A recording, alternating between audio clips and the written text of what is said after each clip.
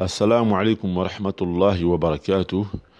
إخوتي وأخواتي، أحببت أن أرى معكم اليوم كيف نتكون جملة صحيحة تتكون من فعلين.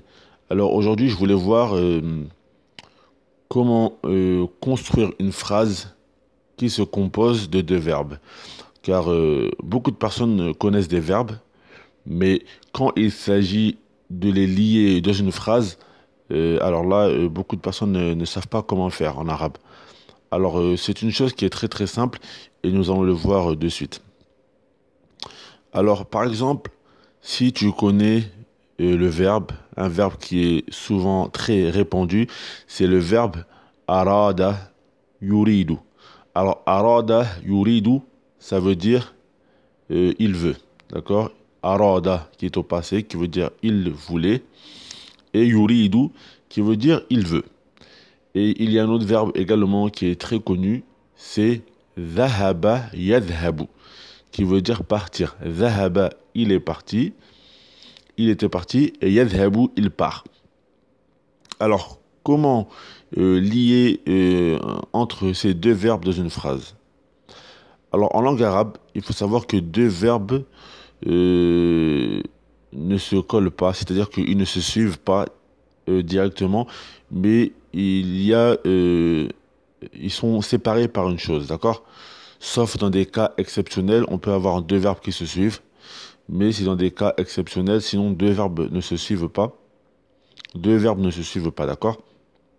Donc, comment construire la phrase? C'est très simple. Il vous suffit de mettre la lettre N entre les deux verbes. C'est-à-dire, par exemple, vous voulez dire je vais à la mosquée.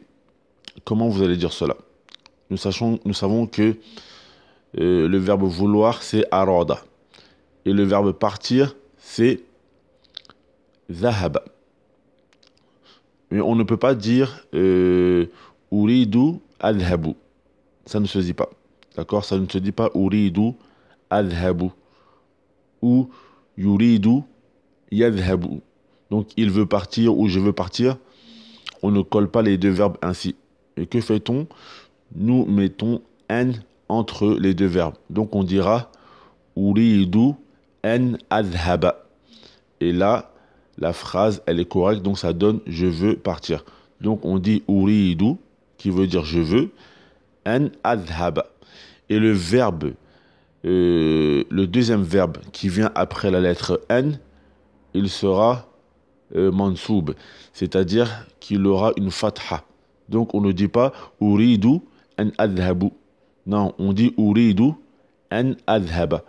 Et donc la phrase sera correcte et ça donnera je veux partir. Et si on veut dire je veux partir à la mosquée, par exemple, on rajoute la mosquée.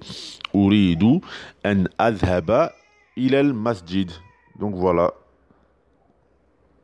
Voilà comment on construit une phrase en arabe. Donc, nous mettons n entre les deux verbes afin que la phrase soit correcte. Et si vous voulez faire une phrase au passé, c'est la même chose. Par exemple, vous prenez toujours le verbe arada et donc vous dites aradtu. Donc aradtu qui veut dire je voulais. Donc vous dites aradtu et vous mettez n. Mais par contre, le deuxième verbe restera toujours au présent. Donc ça fera aradtu an adhaba, qui veut dire je voulais partir. Donc uridu an adhaba, qui veut dire je veux partir, qui est au présent. Uridu an adhaba ilal masjidi, qui veut dire je veux partir à la mosquée. Et si l'on veut le dire au passé, on dira aradtu an adhaba ilal masjidi, je voulais partir à la mosquée. Et fait pareil avec tous les verbes, Inch'Allah, c'est une règle qui est générale pour tous les verbes. Je vous remercie de m'avoir écouté et à très bientôt. Assalamu alaikum wa rahmatullahi wa barakatuhu.